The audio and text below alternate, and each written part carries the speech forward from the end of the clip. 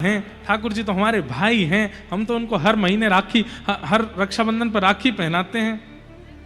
आपने बना तो लिया भाई, लेकिन भाई जितना निभाते हो, आपने बना तो लिया लाला, लाला जितना निभाते हो निभाना पड़ेगा। प्रसंग आता है गोसाई श्री विठलनाथ जी, श्रीमद वल्लभाचार्य जी महाराज के सुपुत्र गोसाई श्री विठलनाथ जी ठाकुर जी को अपना लाला मानते थे। लाला ठाकुर जी को मानते थे, तो उनके नाते से अब जितने भी लाला के संबंधी हैं वो सब आपके संबंधी हो गए। ठाकुर जी अगर आपके लाला हैं तो किशोरी जी आपकी कौन है? किशोरी जी आपकी बहू हैं। ठाकुर जी लाला हैं तो मधुमंगल, श्रीदामा ये सब कौन है? ये भी आपके लाला हैं। ठाकुर जी आपके लाला हैं तो रुक्मणी जी कौन है? रुक्मणी जी आपकी बहू हैं। वो भावना आपको रखनी पड़ेगी। अब हमसे लोग पता नहीं क्या क्या बोल देते हैं।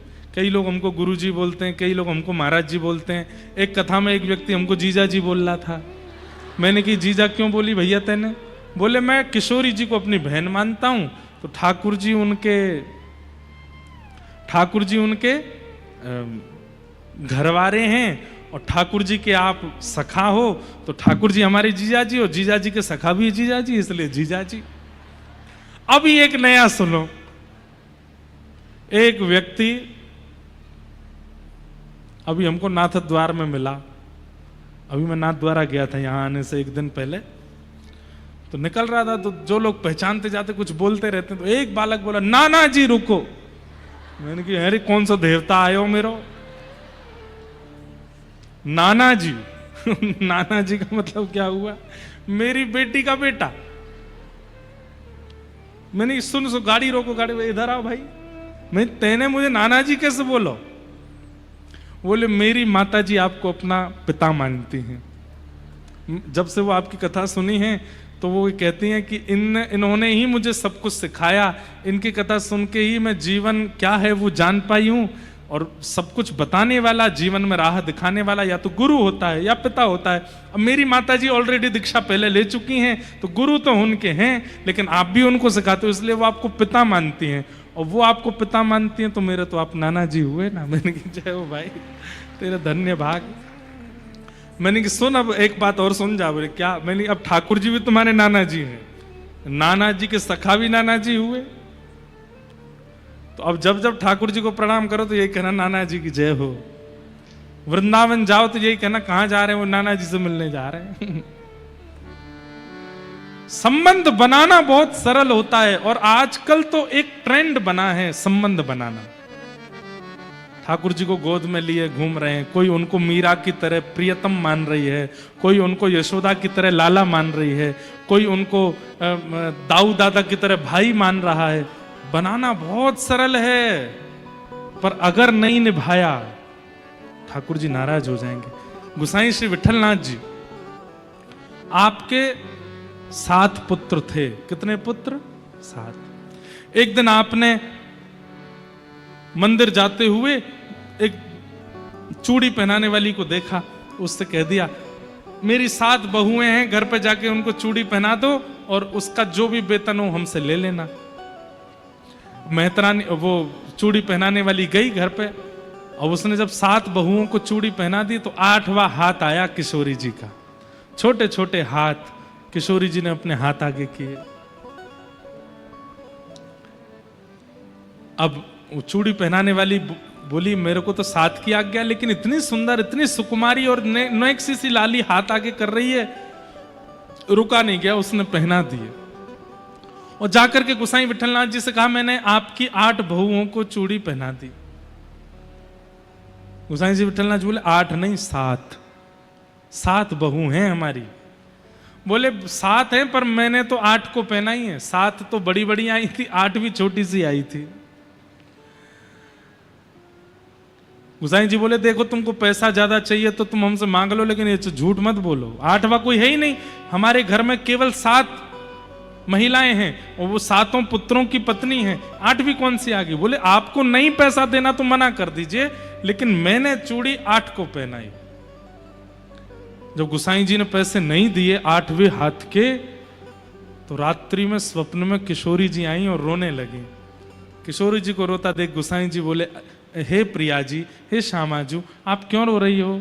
बोले, आप मुँह को अपनो नाय मानो या मारे रो रही हो? बोले, क्यों? बोले, आप ठाकुर जी को अपनो लाला मानो? बोले, हाँ। बोले, वो लाला भाई तुम्हें कौन भाई? बोले, आप हमारी बहू रानी भाई। बोले, बहू रानी भाई तो केवल आपने 7 बहुओं को ही चूड़ी क्यों पहनवाई? 8वीं बहू का चिंतन आपके मन में क्यों नहीं आया? और मैंने अगर अपने आप हाथ बढ़ा के चूड़ी पहन ली तो आपने पैसे नहीं दिए उसको? ये बात सुनकर के गोसाई जी बहुत रोए। बोले, मुझको क्षमा कर दो, मुझ से अपराध है क्यों? गोसाई जी तो इतने बड़े प्रेमी हैं कि उनके अपराध को क्षमा कर दिया, लेकिन हम इतने बड़े प्रेमी नहीं हैं। अगर हमसे चूक हुई, ठाकुर जी क्षमा नहीं करेंगे। इसलिए लाला मानिए, प्रियतम मानिए, पति मानिए, भैया मानिए, गुरु मानिए, जो जी चाहे मानिए ठाकुर जी को, लेकिन एक बात याद रखिएगा, निभाना पड़ेगा। और अगर नहीं निभाया तो ठाकुर जी नाराज हो जाएंगे। और ठाकुर जी अगर नाराज हो गए, रूठे चाहे राजावा से कछु ना काजा, एक तू ही महाराजा और कौन पास जाएंगे। रूठे चाहे भाई वासे कछु ना भलाई, एक तू ही है सहाई और कौन को सराएंगे। रूठे चाहे विश्व और शत्रु 8 याम, एक तेरे चरणन के नेह को निभाएंगे। जग सारा झूठा एक तू ही है अनूठा, रूठ जाए चाहे सारा जग पर तू ना रूठा चाहे। सब रूठ जाए पर ये ना रूठे। आपको पता है भगवान पांडवों की रक्षा क्यों करते हैं? तो लोग कहते हैं क्योंकि पांडव उनके भाई हैं। कौरव भाई नहीं थे भगवान के? कौरव भी तो भाई हैं, लेकिन उन्हीं भाइयों के विपक्ष में खड़े हैं ठाकुर जी, और विपक्ष में खड़े होकर अर्जुन का कहते हैं, धनुष चढ़ा, बाण चढ़ा धनुष पर और चढ़ा दे, चला दे इसके ऊपर। वो भी तो भाई है, उनके प्रति ऐसी भावना क्यों?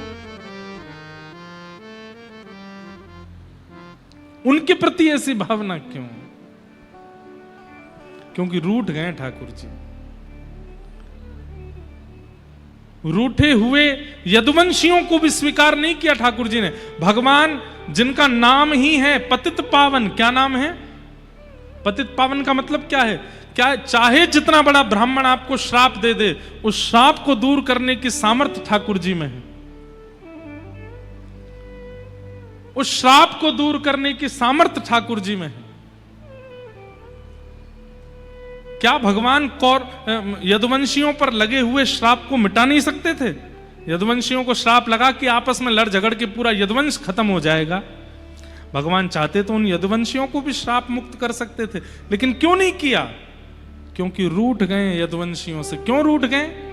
भगवान अपने बच्चों को समझाते हैं कि मेरे संतान होते हुए भी, मेरी परिवारीजन होते हुए भी सत्संग मत छोड़ा कीजिए, नित्य सत्संग किया करो। तब भी वो सत्संग नहीं करते थे, इसलिए रूठ गए थे ठाकुर जी। ठाकुर जी अगर राजी हैं तो दुनिया का कोई बाल बांका नहीं कर सकता, और ठाकुर जी अगर रूठ गए तो नहाते नहाते आपके बाथरूम में साबुन भी आ जाएगा, पैर के नीचे फिसल के रिपट के प्राण निकल जाएंगे आपके। ठाकुर जी अगर रूठे हैं तो मृत्यु के लिए साबुन भी काफी है, और ठाकुर जी अगर रूठे नहीं है तो बड़ी तोप से भी गोला फेंक दिया जाएगा आपके ऊपर, तो भी कुछ नहीं हो पाएगा। इसलिए संबंध बना लीजिए ठाकुर जी से, उसमें कोई बड़ी बात नहीं है, पर निभाया कीजिए। निभाना आवश्यक है।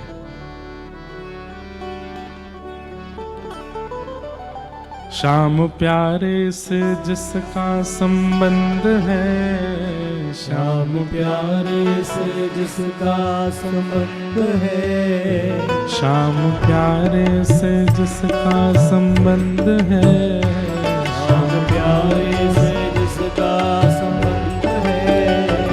जिसको हर घड़ी आनंद ही आनंद।